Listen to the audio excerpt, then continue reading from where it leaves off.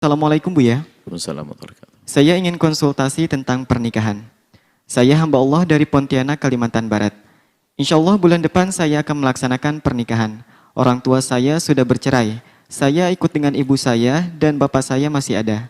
Saya ingin mengundang bapak kandung saya karena keluarga besar bapak saya masih baik. Masih bersilaturahmi dengan saya walaupun bapak saya membenci saya. Niat saya baik, ingin mengundang bapak dan keluarga besarnya datang ke acara pernikahan saya. Tetapi pihak dari ibu saya menolak kehadiran mereka karena takut bapak saya datang dan membuat rusak acara pernikahan. Saya sudah berdiskusi dengan keluarga bapak agar tidak ada masalah. Tetapi dari beberapa orang pihak ibu saya tetap menolak kedatangan keluarga besar bapak saya. Jadi saya mau bertanya ke Buya, apa hukumnya jika seseorang anak tidak mengundang bapak kandungnya terutama dilarang oleh pihak ibu? Terima kasih Buya. Wassalamualaikum warahmatullahi wabarakatuh. Waalaikumsalam warahmatullahi wabarakatuh.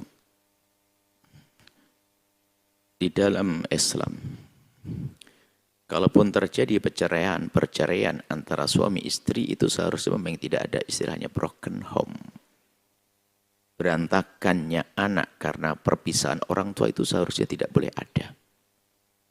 Sehingga adanya dalam Islam imsak bima'ruf atau tasrih bi ihsan.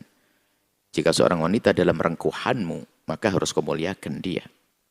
Jika ternyata harus berpisah baik-baik dong. Tidak dengan caci maki atau apalagi menanamkan kebencian. Sehingga suami istri mungkin berpisah. Tapi suami istri yang cerdas adalah dia tidak mengajari anaknya memusuhi ayahnya atau ibunya. Maka Anda janda sengsara kalau ternyata Anda punya anak, Anda tanamkan kebencian kepada ayahnya. Biarpun ayahnya jahat, tidak boleh Anda tanamkan kebencian. Akan tapi hendaknya Anda tanamkan kerinduan untuk membawa ayahnya kepada kebenaran suatu ketika nanti. Biarpun ini bukan urusannya kembali atau tidak kembali. Anda tidak harus kembali kepada mantan suami Anda. Tapi tolong jangan ajari anak Anda untuk benci kepada ayahnya. Sebab ayah adalah ayah orang tua yang dia wajib berbakti sebagai seorang anak. Seorang ayah yang hebat kalau bercerai dengan istrinya. Jangan kotori hati anak dengan kebencian kepada ibundanya. Membeberkan kisah-kisah buruk ibunya, kejahatan ibunya, kejelekan ibunya, sehingga sang anak menjadi benci, maka Anda seorang ayah yang gagal, Anda punya anak yang akan durhaka kepada ibunya. Akan tapi hibur hatinya, kalau dia sudah terlanjur tahu tentang ibunya begini. Kalau memang sudah terlanjur tahu, besarkan hatinya sayang, apapun bentuknya, dia adalah ibumu. Suatu ketika nanti kalau kau sukses, kau yang menyelamatkan ibumu. Ingat, jangan kau benci, jangan kau dendam. Ibumu kepleset, ibumu salah jalan, tidak boleh kau benci. Kau harus doa setiap saat. Ya sayang ya, harus begitu dong seorang ayah. Maka kalau dia mengajari benci pada ibunya, mau didik anak kayak apa? Anaknya benci sama ibunya, kapan bisa berbakti? Ibu kok dilawan. Makanya kalau ngerti makna ini, gak ada istilah broken. Berpisah. Akan tapi tetap bagaimana anak harus selamat.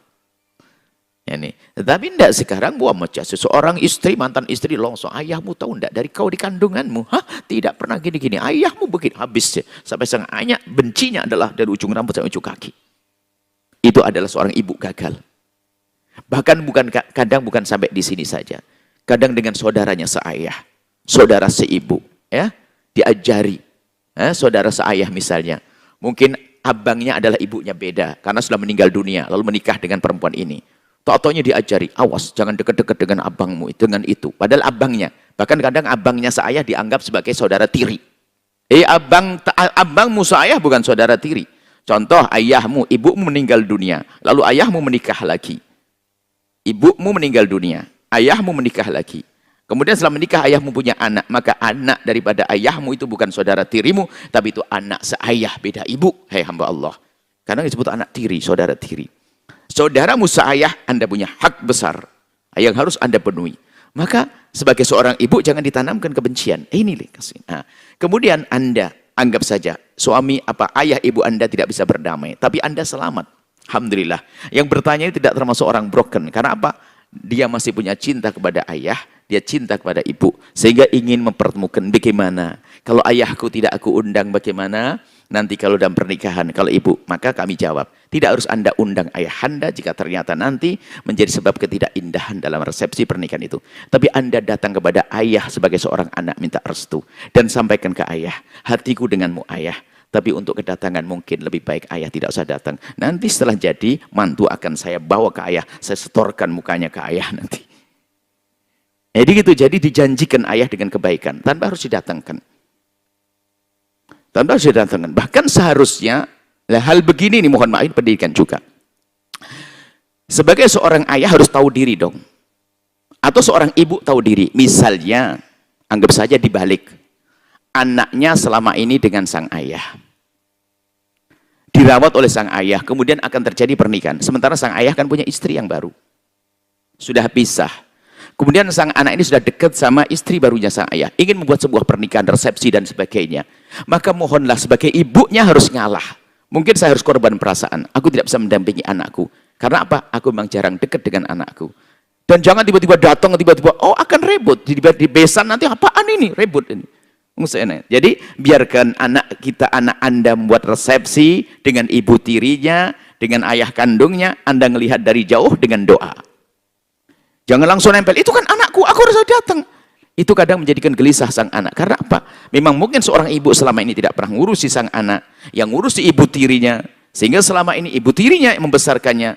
Kemudian juga anak ingin nikah dengan normal bangga. Coba kalau ternyata yang hadir antara ayah sama ibunya sudah pisah. Ujung sama ujung fotonya. Ini nih, ini kan tidak enak. Jadi dari bahan tanda tanya, harus ada yang ngalah.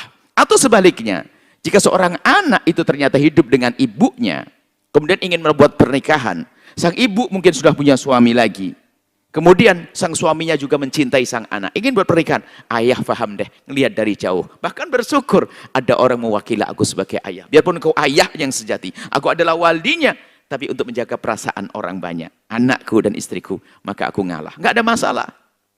Jangan egois, malah membuat kerusakan. Aku harus datang, kamu kan anakku. Tapi ternyata anak sepanjang pernikahan tidak senang hatinya. Sedih, gelisah. Maka Anda tidak membahagiakan anak. Baik, inilah yang perlu kita fahamkan kepada kasus ini. Jadi, kepada Anda, penanya, Anda tinggal datang kepada ayah Anda dan perdengarkan suara ini. Dan mungkin ayah Anda tidak perlu datang, supaya tidak menjadi sebab kegelisahan dari ibunda Anda di dalam pernikahan, apalagi keluarga ibunda Anda.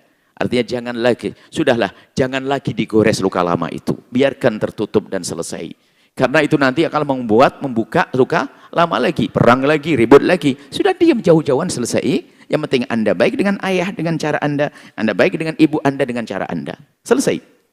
Tanpa harus ada jejer-jejer. Bahkan seorang anak pun tidak harus memaksa ayah ibunya kembali. Kalau kembali berantem terus, ya nggak ada indahnya. Akan tapi semuanya harus baik. Anda sebagai anak harus punya bakti pada ibundamu. Sebagai anak harus bakti pada ayahandamu. Itu saja insya Allah. Keindahan harus terjaga. Menjaga perasaan. Salah satu hikmah yang kami tuliskan. Menjaga perasaan itu kadang harus didahulukan daripada kita harus menang dalam sebuah persaingan. Menjaga perasaan seorang mukmin jauh lebih penting daripada kita harus menang dalam sebuah persaingan. Baik, ini saja. Wallahu a'lam bishawab. Setelah Anda menyaksikan video ini, jangan lupa berselawat kepada baginda Nabi Muhammad sallallahu alaihi wa alihi wa sahbihi wasallam.